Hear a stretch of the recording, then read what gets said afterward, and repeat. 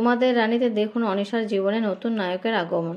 তোমাদের রানীতে প্রধান খল চরিত্রে অভিনয় করতে দেখা যাচ্ছে জনপ্রিয় অভিনেত্রী সমশ্রী ভট্টাচার্যকে।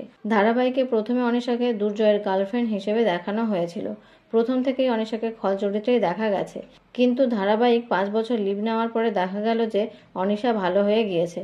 তবে অনেক দর্শকদের ধারণা যে সত্যি কি ভালো হয়ে গিয়েছে অনিশা, নাকি ভালো হওয়ার নাটক করছে। তবে এখনই বলা যাচ্ছে না যে সত্যিই অনিশা ভালো হয়ে গিয়েছে না সে নাটক করছে।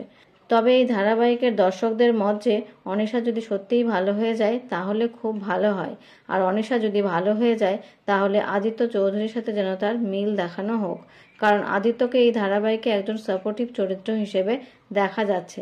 অন্য ধারাবাহিকের মতো নায়িকা অর্থাৎ রানীকে ভালোবাসেনি আদিত্য, তাহলে আদিত্য চৌধুরীর সাথে অনিশার মিল দেখানো হোক, তাহলে ধারাবাহিকের গল্পটা বেশ ভালোই জমবে। আপনাদের মতে আদিত্য ও অনিশার মিল দেখানো হলে কেমন হবে তা কমেন্ট করে অবশ্যই জানাবেন।